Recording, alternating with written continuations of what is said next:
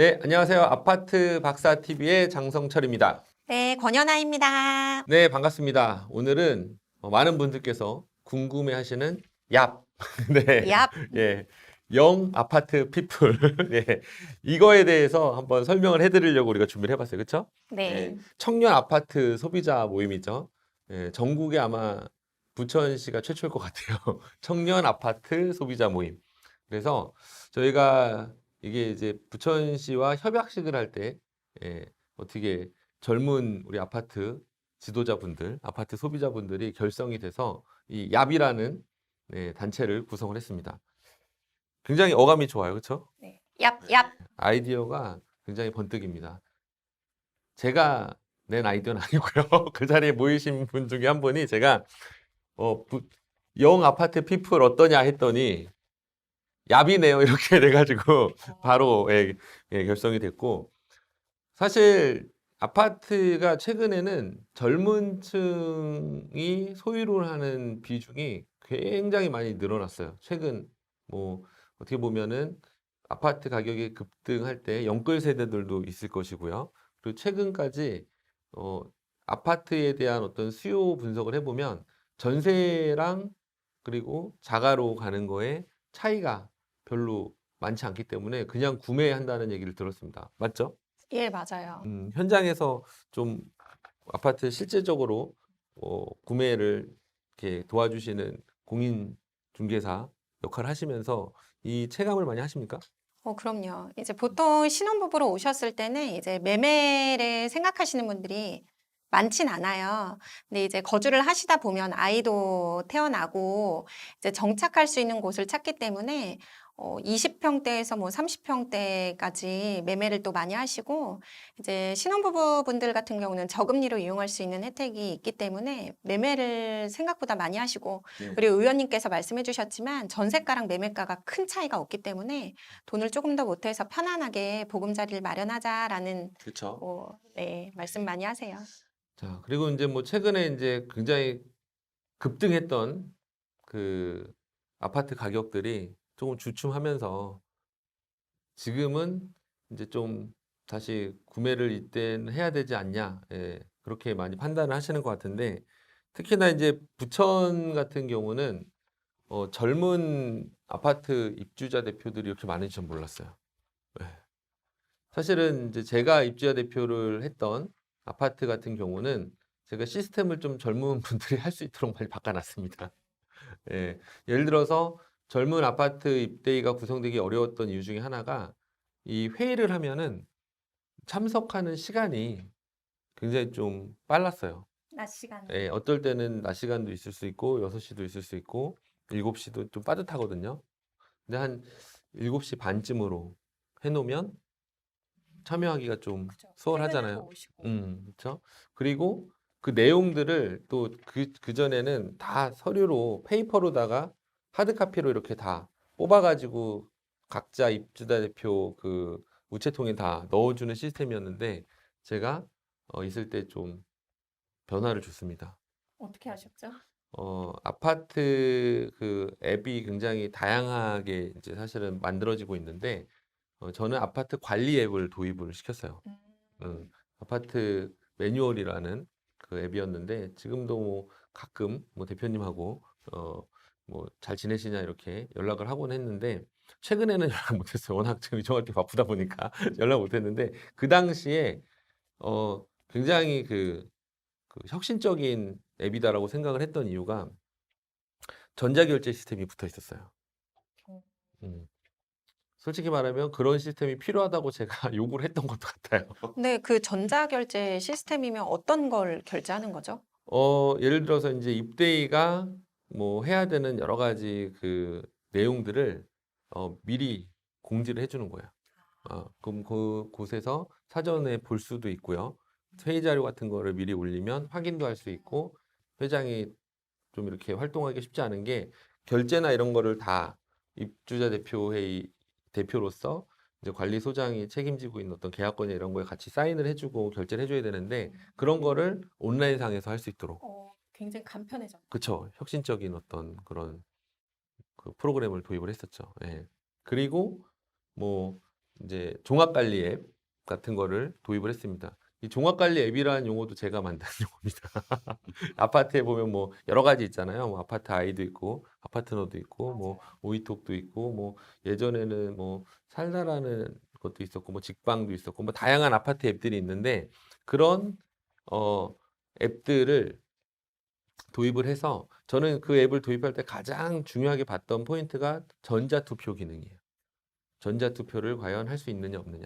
왜냐하면 그냥 전자투표를 할 때는 뭐냐면 이제 그게 그 전화 문자로 하거나 그러면 한 3, 40만 원 최소한 한 1000세대 그 정도 비용이 지출이 돼요. 그러니까 막 할 수가 없는 거예요. 비용이 지출되니까. 근데 이 앱을 설치를 해서 70% 이상 도입이 되면 이제 전자투표가 가능한 상황이 되는 거죠. 주민들이 어떤 건수에 대해서 그 앱을 통해서 이렇게 올리면 전자투표 띠릭 하면은 직접 참여가 가능해지는 시스템인 거죠. 그렇게 된다면 아파트가 조금 더 뭔가 이렇게 주민이 접근하기도 쉽고 또 젊은 그 아파트 입주자 대표들이 여러 가지 상황들을 다 물어가면서 할 수 있는 구조가 되다 보니까 이런 IT가 도입이 되면은 정보 비대칭이 많이 개선되는 것 같아요. 제가 그 또 대학에서 이제 경영학 강의를 하다 보니까 나름대로 이 플랫폼에 대한 정의를 한 4단계로 나누는 게 있습니다. 1세대 플랫폼은 이제 정보 비대칭을 해결하는 게 이제 플랫폼이라고 저는 보는 건데 IT가 도입이 돼야 정보 비대칭 해결이 되는데 1세대 정보 비대칭 해결은 지식에 대한 정보 비대칭 해결이에요. 뭐가 있을까요? 우리가 흔히 보는 모르면 못 찾아봐요? 네이버나? 네, 네이버 지식인을 가장 많이 네. 찾아보죠. 그렇죠. 그래서 정보 비대칭을 그 지식 플랫폼들이 많이 지식에 대한 정보 비대칭을 뭐 이런 구글이나 뭐 네이버나 뭐 예전에 다음이나 이런 것들이 많이 해결을 해줬어요. 그래서 지금은 굉장히 이제 고급 정보들도 이제 의지만 가지면은 많이 본인들이 학습할 수도 있고 지식을 쌓을 수가 있다. 2세대 정보 비대칭을 해결했던 플랫폼은 뭐냐면 정보라기보다는 이제 힘의 균형을 해결했다고 보는 거죠. 유통 플랫폼들이 있습니다. 예, 가상의 공간에 플랫폼을 그 스토어를 만들어서 이렇게 물건을 구매할 수 있게 만드는 그쵸? 아마존이나 예, 쿠팡 같은 그렇죠. 그런 것들이 생기면서 기존의 유통 공룡들 우리나라로 치면 뭐 롯데나 신세계나 뭐 다양한 유통 공룡들은 현대나 이런 부분들이 그 어떤 주요 거점들에 대한 그런 그 부동산 위치를 잘 차지하면서 마트도 세우고 백화점도 세우고 유통을 다 장악을 했단 말이에요. 근데 사람들이 이제는 안 가는 거야. 어디서 사요? 온라인에서 가상의 스토어에서 구매를 하면서 힘의 균형이 좀 깨졌다. IT가 도입되면서 이런 정보 비대칭이라고 저는 크게 설명을 하는데 그 힘에 대한 비대칭도 많이 해결이 된 거죠. 3단계는 뭐냐면 이제 지역 기반으로 나아가는 거예요. 한 단계 어드밴스드 돼서 당근마켓이나 그렇죠? 배달의 민족 이런 거 잘 아시죠? 이 플랫폼들이 지역 기반 플랫폼으로 진화를 해가는 거예요.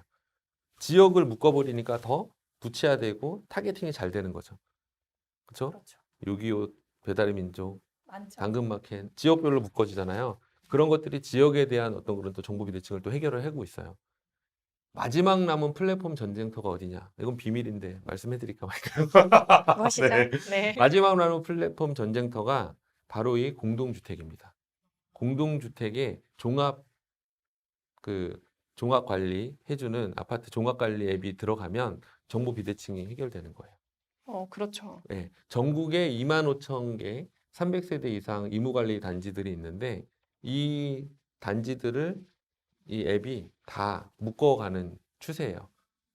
아까 제가 말했던 앱들이 이제 배달의 민족 같은 데가 처음 나와서 요기요랑 막 이렇게 서로 경쟁을 하다가 광고도 내고 하듯이 지금 보이지 않는 이 전쟁이 일어나고 있습니다. 플랫폼 전쟁터, 마지막 남은 플랫폼 전쟁터라고 보는데 여기가 왜 핫할 수밖에 없냐면 이곳은 그동안 정보 비대칭이 가장 심했던 시장이에요.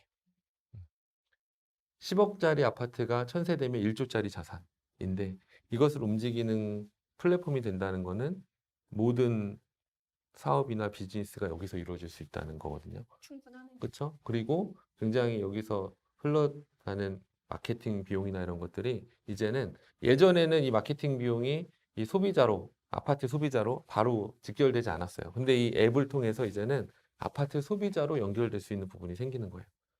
요 내용은 한 번에 다 얘기하면 재미없을 것 같아서 여기까지만 하고. 이부 예, 이런 IT가 도입되고 정보 비대칭이 해결되는 시장에는 젊은 미래 세대들이 많이 관심을 갖습니다.